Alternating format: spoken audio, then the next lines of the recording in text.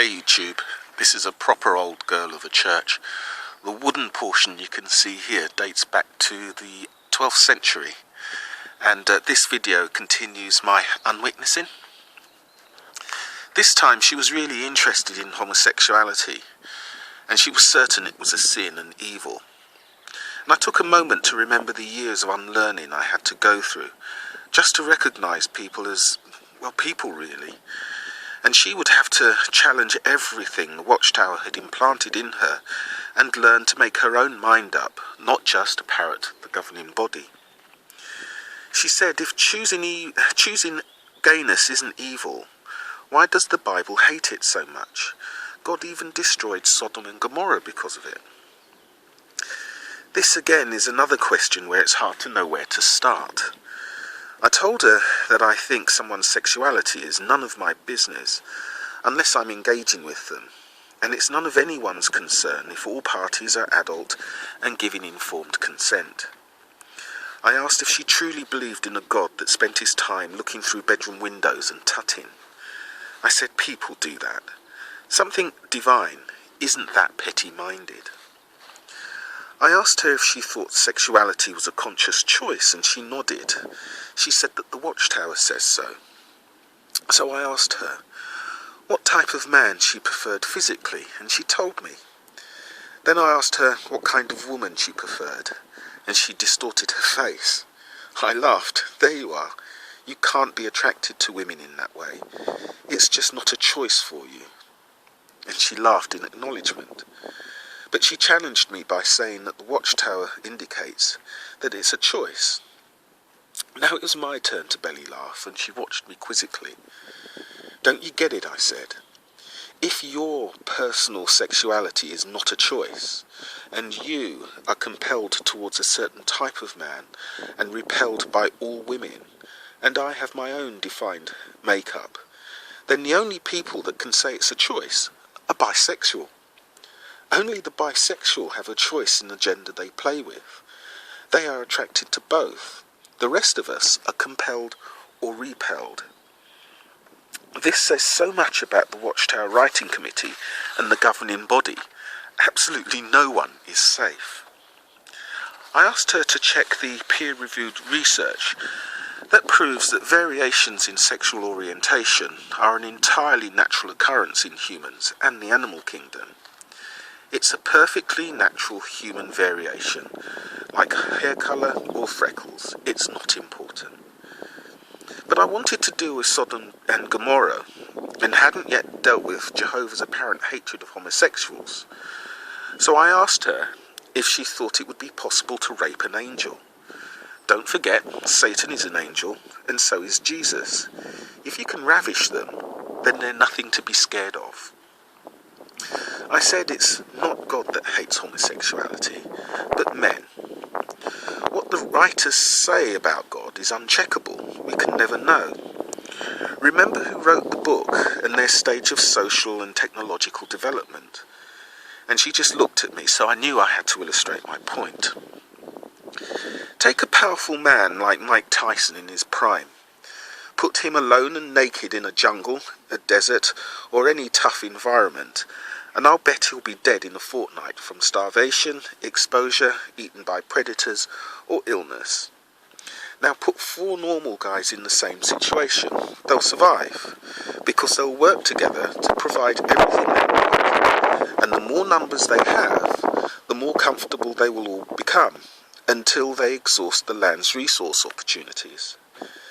The people that wrote the Bible had Jehovah kill Onan, discouraged masturbation, and demanded death for homosexuality because they were a band of warrior wanderers in a land where very little grows, but full of dangerous animals. They were tiny people, about 4'7" tall, and for verification, Google Jesus' height. They were surrounded by better fed, larger men in tribes who often tempted the early Jewish people into seeking asylum with them.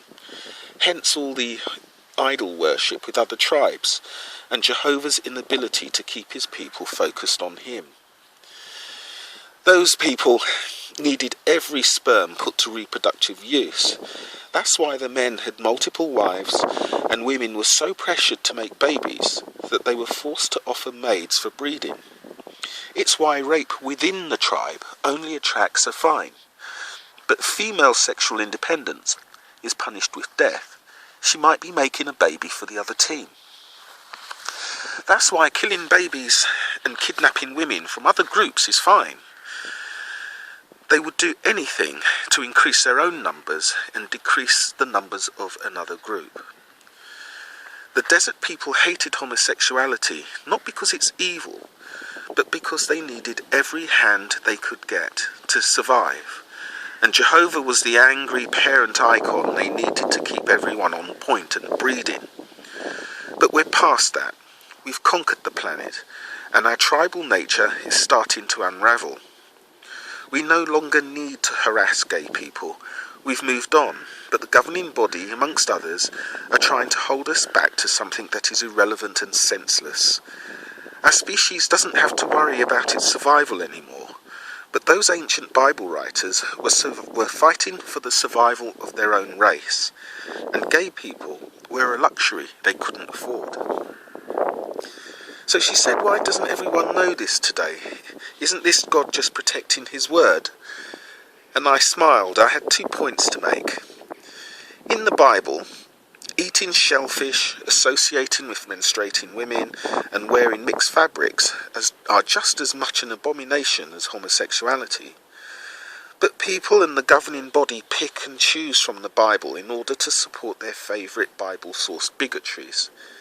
It's the perfect illogical circle, and it's dishonest. But most importantly, I believe the guys at the top of these religions know all about this, and much more.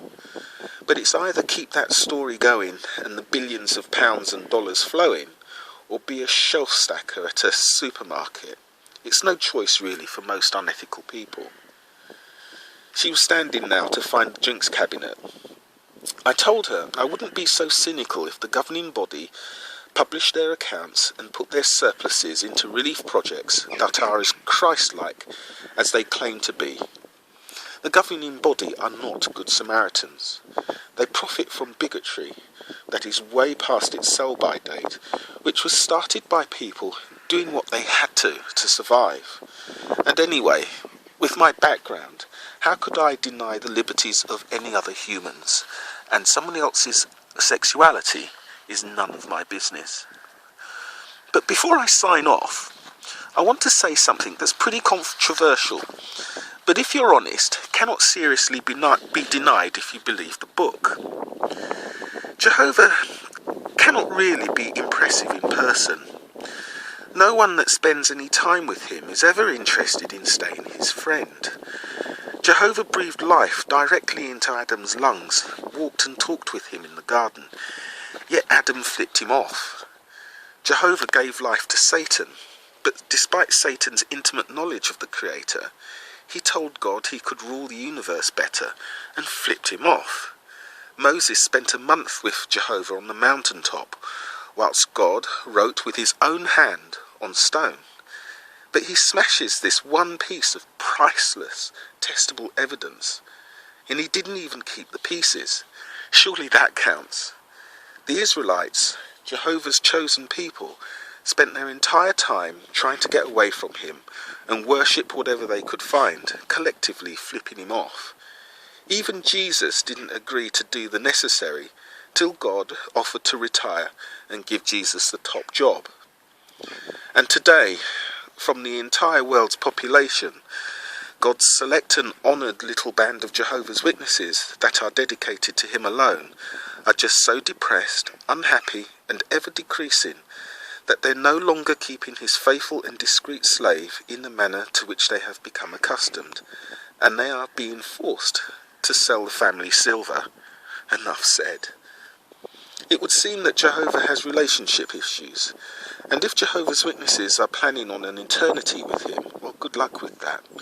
I'm sure Job, Lot's wife, and all the devoted worshippers Jehovah slaughtered have their fingers crossed for them too.